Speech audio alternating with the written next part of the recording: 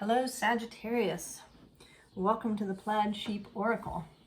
And you will see that the setup is different. Not on purpose exactly. While I was out of the room, Jupiter the cat got into my chair and fell asleep. And I did not have the heart to move him, so here we are in a different direction. And I think that of course is relevant.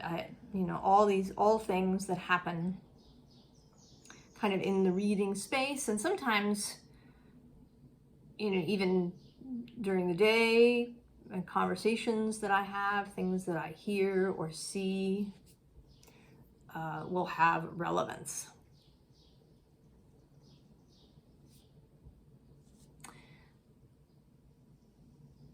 So your card coming out is this "Into Me I See." And what's interesting is that the card at the bottom of the deck is shining through. So it's kind of, right, it's two sides. It's an inward focus and then an outward focus.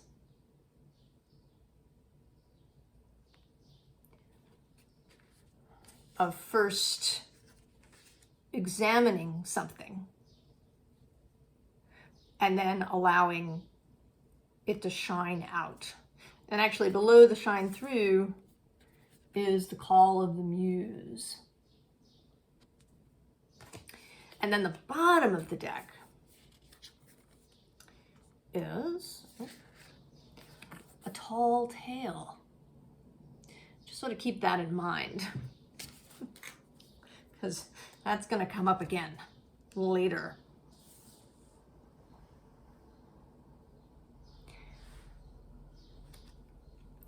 We begin with this Knight of Pentacles.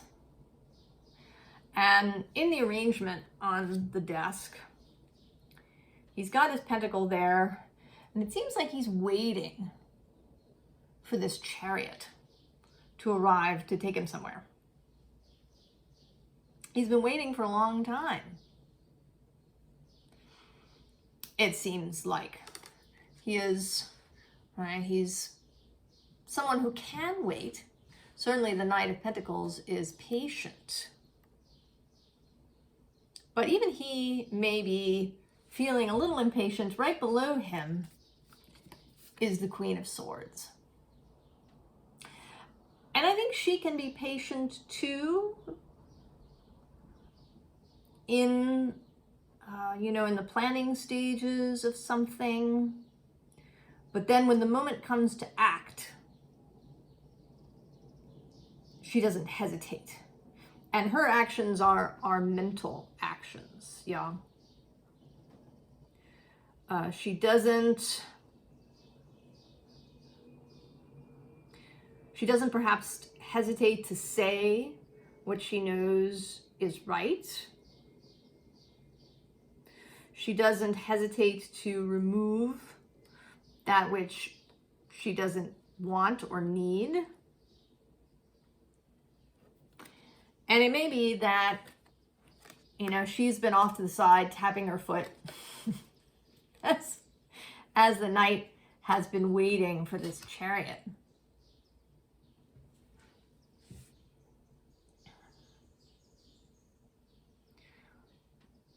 So there's something about decisiveness here. And also maybe about the right vehicle. Because while the knight has been staring at this chariot, which doesn't seem to be ready to move, the horses are kind of restless. The charioteer, they're maybe having trouble getting them together. They want to go in different directions. Something is not right over there. Well, right behind him is this Six of Swords. And it's kind of coming in right behind him. And it may be right there docked behind him, ready for him to board and go where he needs to go, mentally and possibly physically. But something with this Queen of Cups and her, you know, this cup with a question mark on it, there's been some confusion, something hidden, something unseen, something not understood.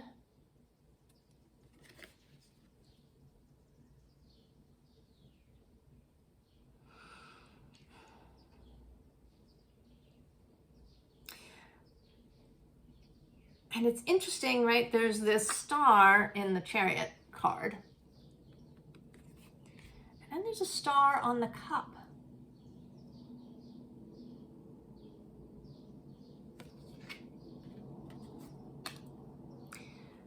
And I don't want to say that it's like that it's a false star. But I think maybe the star is not where you think it is. That you're looking outwardly for it. You're looking for, maybe you're looking for a sign. You're looking for the universe to show up and give you a sign. But in fact, the star is much closer to home. Is right with you.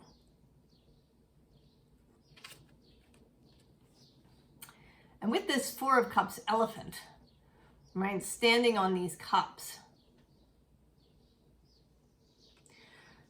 perhaps there's something, right, there's something you have been refusing to see, something you've been unable to feel. It may be that you know, in the earlier part of your life, you got really good at hiding your emotions from yourself, especially the ones that are difficult and might require conflict with people in an emotional way that might require vulnerability.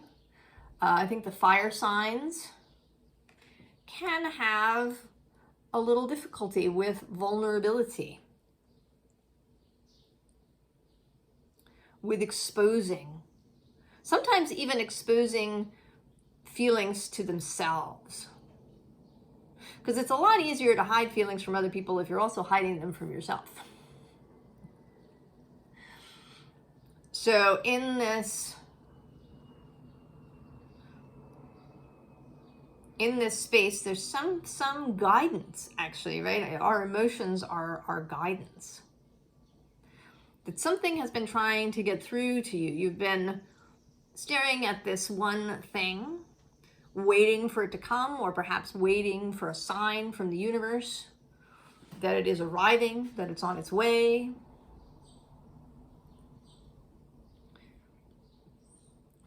But in doing so, you've kind of locked yourself in. And it's actually a,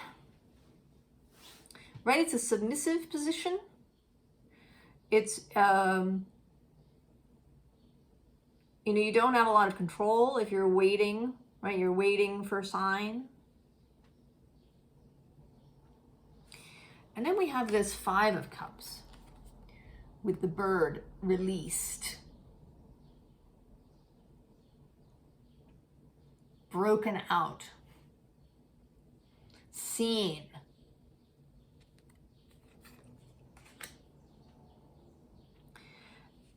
And I want to say that it might be happening for one reason, or maybe an and/or thing. So possibly you have been doing this introspective work, right? This Queen of Cups who is staring at her cup, and any second now she's going to see that the star is there, right? There's a question mark on it. That's been her prevailing energy, is the question.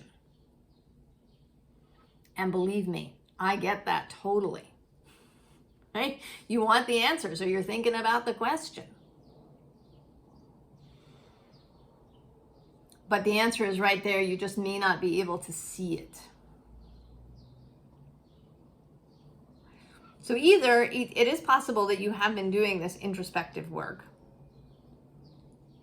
or maybe you've just been looking at something differently, right? That's the other way to think about this, is that, right, there's this external and then there's an internal. They're just two different ways of perhaps examining the same energy, either within or as it comes out. So just, right, looking at something differently, you know, maybe understanding that this feeling you've been having is about this question. And this does seem like something very specific a little bit. That it isn't kind of about your whole life. That there is something in particular that you have been waiting for. And it could be anything, although again, it has the feeling of a vocation, a profession, a calling, right? I don't think this is a relationship. It could be, but it feels more like, right, kind of your Sagittarian direction, right? Where to fire the arrow from your bow.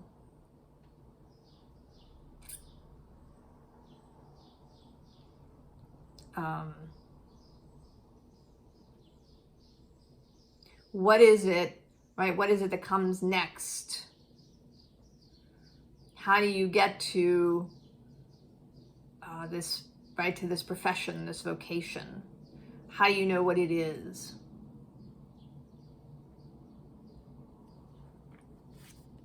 So then we get the Queen of Swords again. And this time in this especially decisive version, where we have Judith and Holferness, whose head she's chopped off. And, right, this is a problem-solving exercise for her. You can go look up the story of Judith and Holferness. And right below her, interestingly, is this Princess of Swords.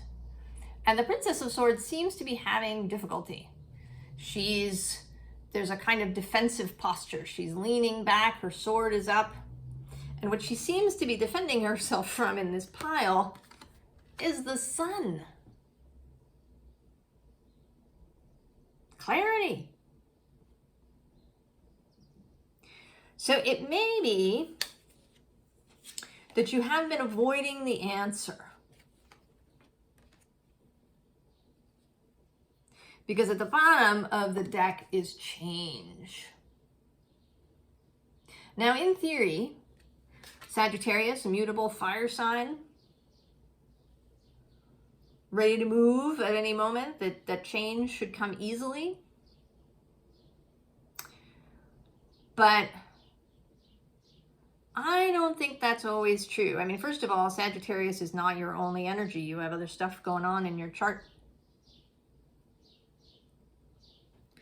that may be more fixed. Perhaps you have some fixed energy, or you may just have some ideas, some beliefs that don't change, right? You might be prepared to, grab your go bag and get on a plane, to change jobs at any moment, to change relationships at any moment, but that it's your beliefs, your ideas about what is true, what is possible, what is available for you, what is right for you. That could be that you think that because maybe you have a lot of Sagittarius energy, maybe it means that you're supposed to be really mobile. Maybe it means that you're supposed to be moving around a lot. And so you're waiting for the next inspiration to move. But maybe that's not the season of your life that you're in. Maybe you're coming to a part of your life where you're very stationary, where you take on, a more committed job. If you've been doing gig work for several years, maybe it's time that you took on a permanent position somewhere. Or if you've been, living from Airbnb to Airbnb, that you get a home in some way. So there may be things that you believe about yourself, about who you are, what you're supposed to do, that are hampering you in this way, right? That the change that's wanted is perhaps a change of self-perception of what is and what is possible for you, right? Because then we have the Six of Swords repeat. And here the subtitle is Science. It's Mercury in Aquarius. Really looking at things dispassionately. And I know that's sort of contradictory because we're also talking about how things feel. But what we're actually looking for is for you to look at your feelings dispassionately. Right? To be able to say, this thing makes me feel X. And to be able to accept that dispassionately, to be able to say, yes, I see that. I see that thinking about packing my bags and getting on a plane again makes me feel miserable, makes me feel heavy or sick to my stomach. And I'm going to face that. I'm going to say, yes, this is true. But it doesn't mean that there's something wrong with me. It just means that something else may be calling in this moment. And the next card, interestingly, is Defeat. Allowing that stubbornness, allowing that clinging to something to be defeated. Allowing that aspect of you to accept defeat, that you can't force something and have it be compatible with yourself.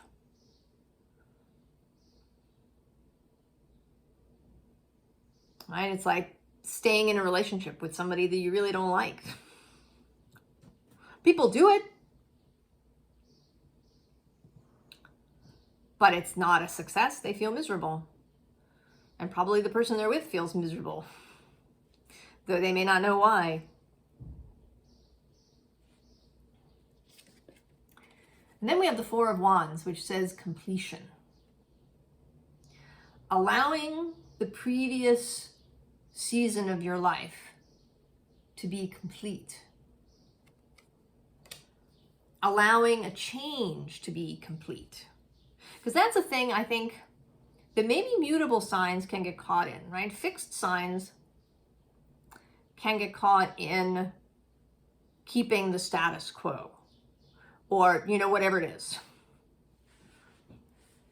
And maybe the movement is the status quo, possibly, but just keeping the status quo, whatever it is. There's a lot of inertia. Changing speeds can be difficult. And then cardinal signs can get caught up in startitis. Right? You can start many things, but not bring them to completion. And that's okay if the thing is wrong. You started something, it's wrong, you stop. But you can do it with things that are right as well. You can, right? That's that kind of sabotage. or avoidance of intense experience, right? Because success and completion and something new really blossoming and growing can be very intense, and we may not be able to handle it. So we default to our coping mechanism. And for Sagittarius, right, for the mutable signs, rather than fixedness, it's a need to always be moving, right? The default is to move somewhere, right? You run away, essentially. I mean, you may dress it up for yourself and say, I'm running to something, but you're running. Now, the other interesting thing about these cards is that they are 6, 5, 4. So there's this countdown process happening. This feeling of the countdown. That you're finally coming, right? You're coming to the point where you reach, right? You reach 0, you reach completion.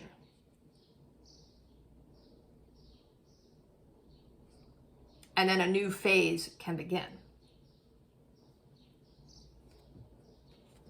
So then we have a couple of other sort of contradictory cards, maybe. There's this clarity card of the mountain, which is, a lot of stillness. While at the bottom of the deck, we have speed,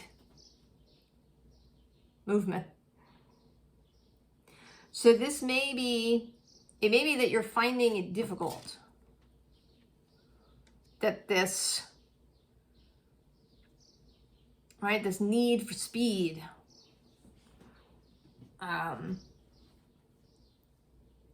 is kind of hampering this ability to reach clarity. Because right below the clarity, we have the East with new beginnings, the dawn.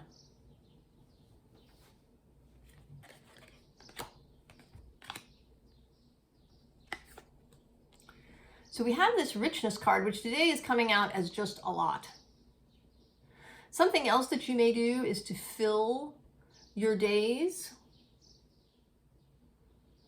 with people, with commitments, with social media, with lots of, stuff, with moving around many places, right? There's just a lot of stuff happening in this card. And you're here, right, at the center of it.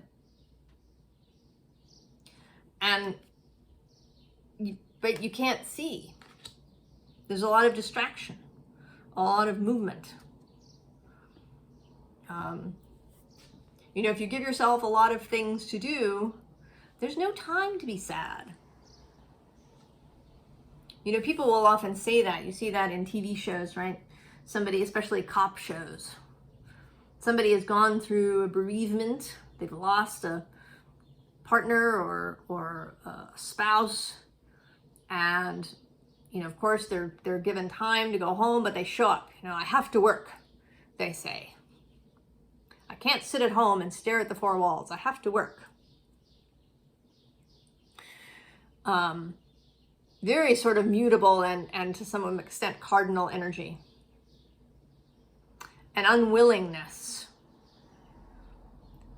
to be still and to sit with whatever this emotion is that is telling you that the chariot over here is not the right direction.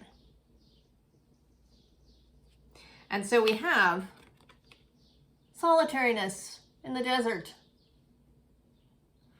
spending time alone, or at least without all of this going on.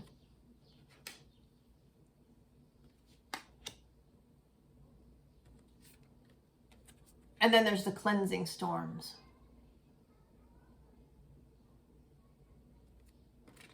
And there's here too, right, not just that there's this storm, but the lightning, which, is inspiration. is revelation, is, you know, the mental aha moment as the lightning strikes.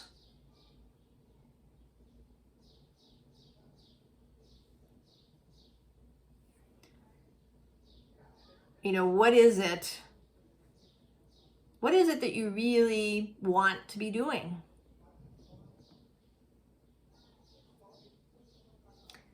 So then we get Once Upon a Time, and here we are at the story, the tall tale. Maybe that is part of the problem, right? The tall tale is at the bottom, right? It's the unseen underlying. Maybe the issue is that you don't think that what you really want is possible. And that is the defeat, right? That's the thing that needs to die. Is the idea that this thing is not possible for you. And it could be anything. Maybe you've never stayed at a job for more than 2 or 3 years. And the idea of finding a real home in that way, you know, someplace that you might be for 10 or even 20 years, just doesn't seem possible.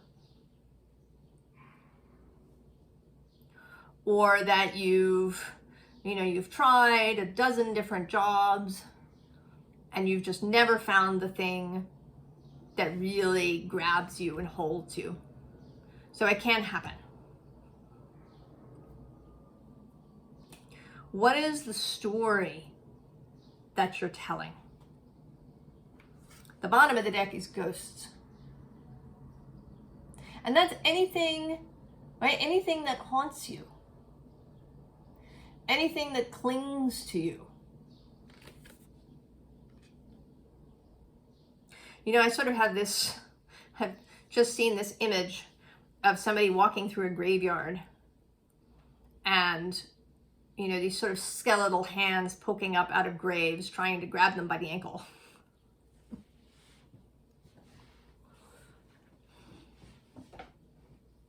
So things that you thought maybe even that you'd put to rest, but that, you know, are still sort of grabbing at your ankles, holding you in this pattern of waiting for the Chariot. So underneath the story, Once Upon a Time, is the Six of Swords again. For the 3rd time.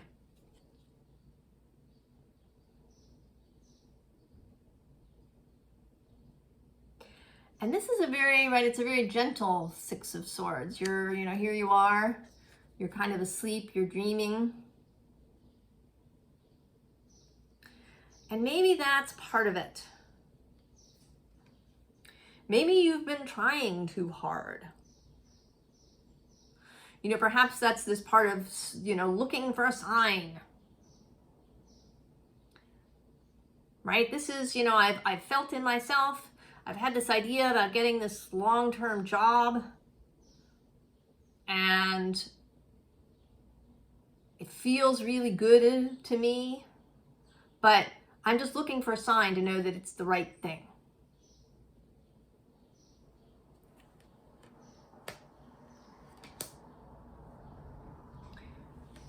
You know, and I keep looking everywhere, or maybe, you know, maybe I'm even doing research. Or I'm, you know, trying to exhaust all the other options in some way because this long-term, right, the idea of committing to something long-term is scary.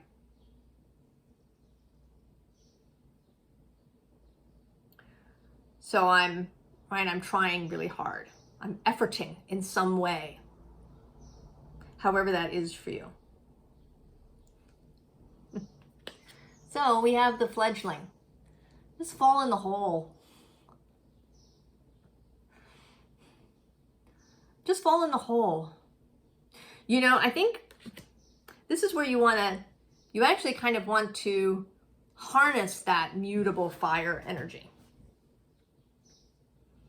Right? Harness that courage of stepping into the unknown which Sagittarius can excel at.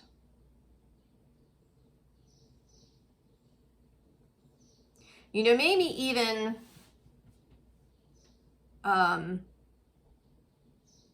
right, this researching, this waiting, right, is sort of not, right, it's kind of not like you, I want to say.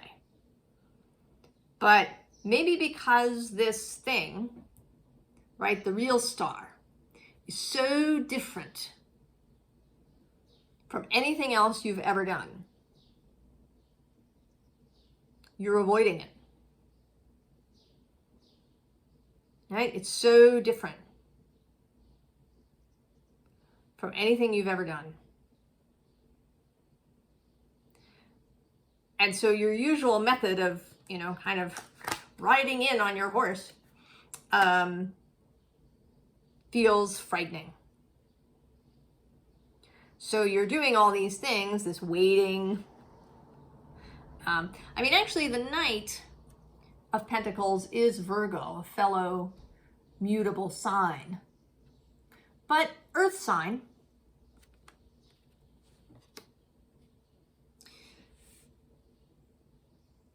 So you've been, Primate, you've been doing research, you've been trying to do these things.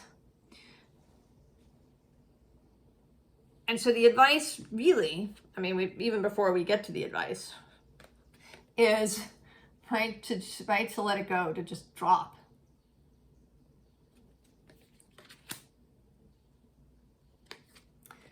And we have the High Priestess here, and she's looking at you as you drop. So the, you know, taking this first step in this direction that may feel like a big drop. It's like the first step is a doozy. But she's just, right, it's like she's waiting. And beyond her is the King of Swords. And then the Page of Wands.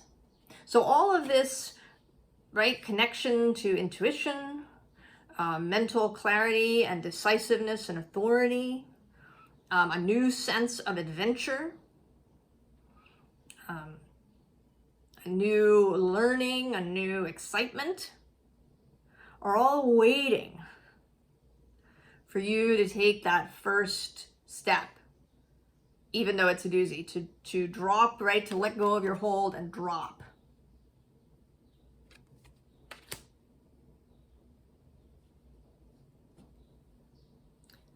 Formal advice.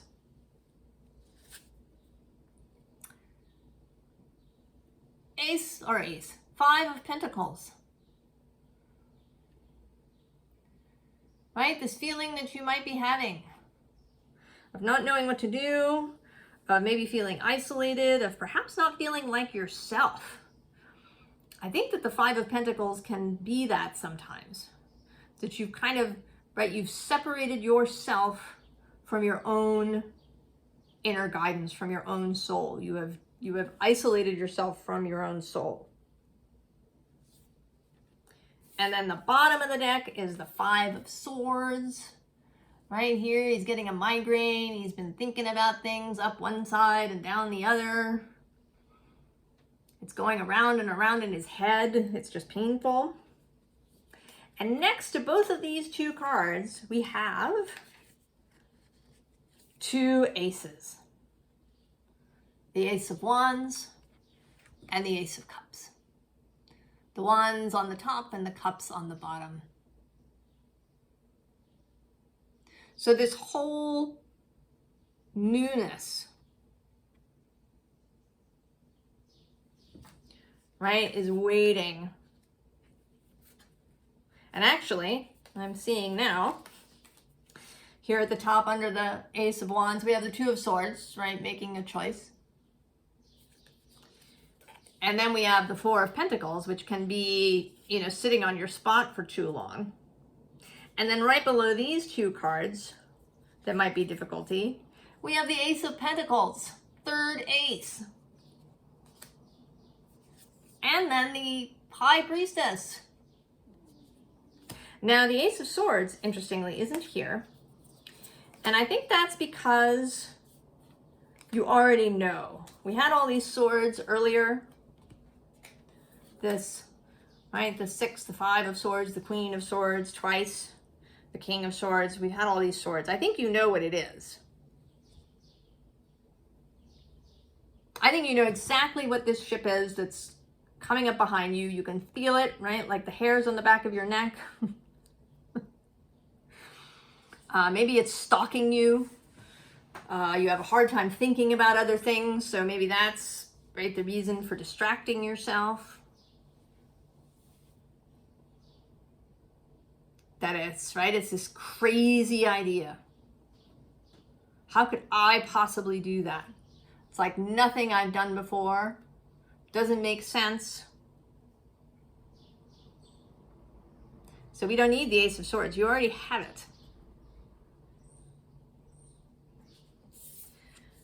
So then we get the Three of Wands.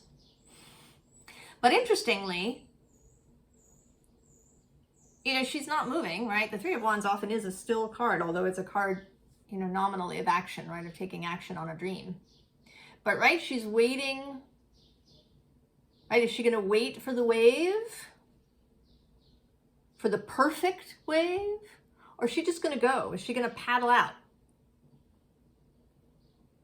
She's just going to paddle out, trusting, right? She knows that there are waves. She's seen them. Maybe there's other people surfing. She's seeing the waves. They've come all the time. This is a hot spot. She's just going to paddle out, knowing that there will be a wave. And then the Three of Cups. Celebration, but also there's a, right, this feels like kind of like trust too. And knowing. Right? And pleasure that these three women are having.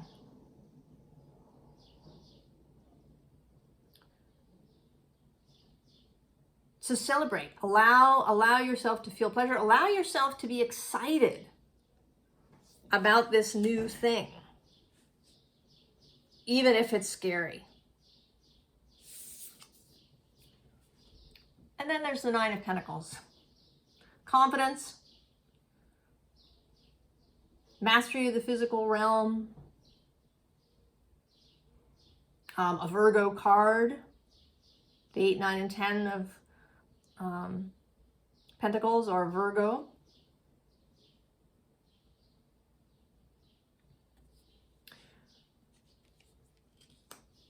So know, right? Know who you are. Know who you are. Right? How many challenges have you met in your life so far?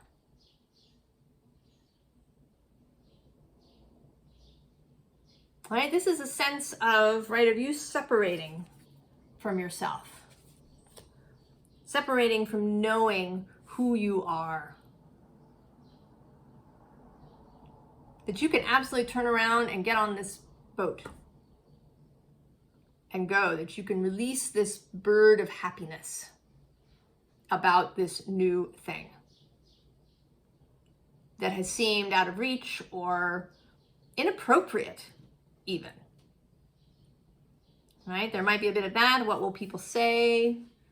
You know, what will my friend group say? You know, maybe they're all they all have one kind of job or one kind of perspective, you know, whether they're all artists or they're all accountants and doing something different. All right, will seem scary to them too. Forget it. Right? This is about coming back to Sagittarius, about rejoining your soul and saying, you know, it doesn't matter. I don't have to fit some list or pigeonhole or anything else. I can do what I want. I can do what feels really good to me, even if I've never done it before. And I hope that the reading has convinced you, Sagittarius. As you know, I don't like the idea of should. There is no requirement that you turn around and see the ship and get on it. But I think you'll enjoy it. I think you know you'll enjoy it. And maybe even that is weird, right? Like enjoying doing that. You know, maybe you've discovered that you really enjoy accounting and playing with numbers and doing these things. And that feels wrong in some way. Not glamorous. Whatever it is, forget it. If it makes you feel good, go ahead. Your soul is, I think, calling you. I wish you the very best, Sagittarius. And I hope that you have a really great time when you turn around and see the ship. I'll see you next time. So long.